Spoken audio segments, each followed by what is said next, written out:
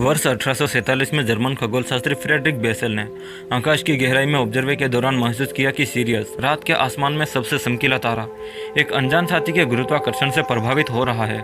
और इसके 18 साल बाद वर्ष 1862 में जर्मनी के अल्वन क्लार्क ने आखिरकार इसके अनजान साथी सीरियस बी को खोज निकाला, जिसे 18 साल बाद वर्ष 1922 में डच खगोलशास्त्री विलियम लुइटेन ने इसके जैसे अजीब तारों के लिए एक शब्द रखा, व्हाइट ड्वार्फ। 20वीं सदी के मध्य में वैज्ञानिकों ने व्हाइट ड्वार्फ के अत्यधिक घनत्व और डिम लाइट को समझना शुरू किया था। एक स्टार से व्हाइट ड्वार्फ स्टार बनने की प्रक्रिया कई वर्षों की होती है, जिसे हम इस वीडियो में देखने वाले हैं। तो प्लीज इस वीडियो को पूरा देखिए। और हाँ, मुझे आपके सब्सक्राइब की जरूरत है, तो प्लीज कर देना। सूर्य जैसे तारे अपने परमाणु ईंधन के समाप्त हो जाने के बाद व्हाइट ड्वार्फ स्टार में बदल जाते हैं। अपने परमाणु दहन के अंतिम दौर में इस प्रकार का तारा अपने अधिकांश बाहरी सतह के पदार्थ को बाहर एक विस्फोट के साथ फेंक देता है, जिससे एक नेबुला बनता है और तारे का सेंटर कोर ही बचता है। यह कोर एक बहुत गर्म व्हाइट ड्वार्फ बन जाता है, जिसका तापमान 1,80,000 फ़ारेनहाइट से अधिक होता है। अगर इसे नजदीकी तारे से एनर्जी और मैटर नहीं मिल रहा होता है तो व्हाइट ड्वार्फ अगले 1 अरब वर्षों में ठंडा हो जाता है। एक सामान्य व्हाइट ड्वार्फ का मास सूर्य से थोड़ा ही कम होता है, फिर भी पृथ्वी से थोड़ा ही बड़ा होता है। एक पृथ्वी के आकार के व्हाइट ड्वार्फ का घनत्व पृथ्वी से 2 लाख गुना ज्यादा हो सकता है। व्हाइट ड्वार्फ अंदर से बाहर की ओर दबाव नहीं बना सकता, क्योंकि स्टार के अंदर परमाणु प्रक्रिया से ऊर्जा बनती है और व्हाइट ड्वार्फ के अंदर यह प्रक्रिया बंद हो चुकी होती है, जिसके बाद गुरुत्वाकर्षण पदार्थ को अंदर की ओर दबाना शुरू कर देती है, जब तक कि व्हाइट ड्वार्फ के परमाणुओं को बनाने वाले इलेक्ट्रॉन्स आपस में टकरा नहीं जाते हैं। सामान्य परिस्थिति में समान इलेक्ट्रॉन्स को समान ऊर्जा स्तर पर कब्जा नहीं कर सकते हैं, क्योंकि इलेक्ट्रॉन के घूमने के केवल 2 तरीके होते हैं, इसलिए केवल 2 इलेक्ट्रॉन्स ही एक ऊर्जा स्तर पर कब्जा कर सकते हैं। इसे भौतिकी में पाउली अपवर्धन सिद्धांत के रूप में जाना जाता है।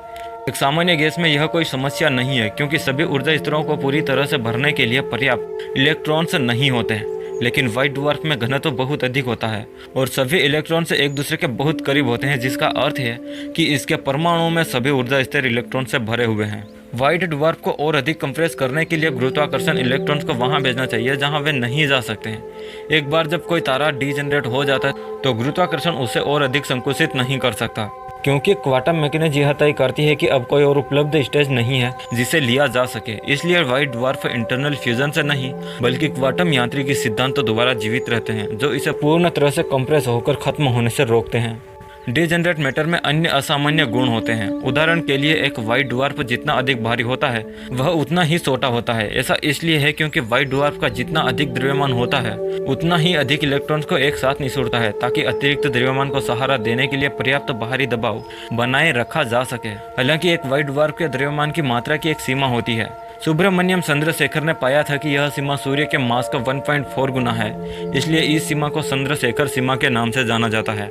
पृथ्वी की सतह पर जो गुरुत्वाकर्षण है उससे 1 लाख गुना अधिक होने के कारण व्हाइट ड्वार्फ स्टार का वातावरण बहुत ही अजीब होता है। इसके वायुमंडल में जो भारी परमाणु होते हैं वो सतह के नीचे दब जाते हैं और जो हल्के परमाणु होते हैं वह सतह पर ही रह जाते हैं। कुछ व्हाइट ड्वार्फ स्टार में लगभग सिर्फ हाइड्रोजन या हीलियम का वायुमंडल होता है, जो तत्वों में सबसे हल्का होता है। साथ ही गुरुत्वाकर्षण वायुमंडल को बहुत पतली परत में अपने चारों ओर खींचती है। वैज्ञानिकों का अनुमान है कि कई व्हाइट ड्वार्फ के वायुमंडल के नीचे 50 किलोमीटर मोटी एक परत होती है। इस परत के निचले हिस्से में कार्बन और ऑक्सीजन के परमाणुओं की एक क्रिस्टलीय जाली होती है। क्योंकि हीरा क्रिस्टलीकृत कार्बन का होता है, इसलिए इनके अंदर डायमंड होना कोई बड़ी बात नहीं है, क्योंकि इनके अंदर डायमंड बनते ही रहते हैं। कई बार तो पूरा का पूरा स्टार ही डायमंड में बदल जाता है। हाल ही में वैज्ञानिकों ने अंतरिक्ष की गहराई में दुर्लभ खोज करी। धरती से लगभग 104 प्रकाश वर्ष की दूरी पर व्हाइट ड्वार्फ तारे की पहचान की गई, जो खासकर कार्बन धातु और ऑक्सीजन से बना है।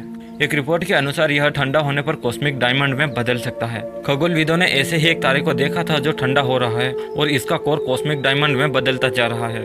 एक अध्ययन में वैज्ञानिकों ने इस सफेद तारे के बारे में बताया है कि ईंधन के अभाव में अपने अंत की तरफ बढ़ते ये व्हाइट ड्वार्फ अवशिष्ट उष्मा के साथ चमकते हैं और समय के साथ साथ ठंडे होते जाते हैं। आखिर में ये क्रिस्टलीकृत कार्बन से बने ब्लैक ड्वार्फ सितारों में बदल जाते हैं। लेकिन हम पूरी तरह से क्रिस्टल से बना स्टार नहीं देख सकते हैं, क्योंकि हमारा यूनिवर्स ही सिर्फ 13.8 बिलियन साल पुराना है।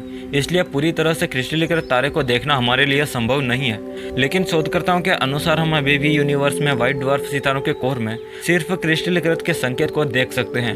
एक व्हाइट ड्वार्फ सितारे को पूरी तरह से क्रिस्टल में बदलने के लिए 1 क्वाड्रिलियन वर्ष लगते हैं, इसलिए नहीं देख सकते हैं। यूरोपियन अंतरिक्ष एजेंसी के गाया टेलीस्कोप की मदद से वास्तविक चमक और उम्र के आधार पर किसी भी तारे की दूरी को पृथ्वी से नापना आसान हो चुका है। HD190412 नाम के 3 सितारों के एक सिस्टम के साथ गाया स्पेस टेलीस्कोप के डेटा से यह खोज संभव हुई है।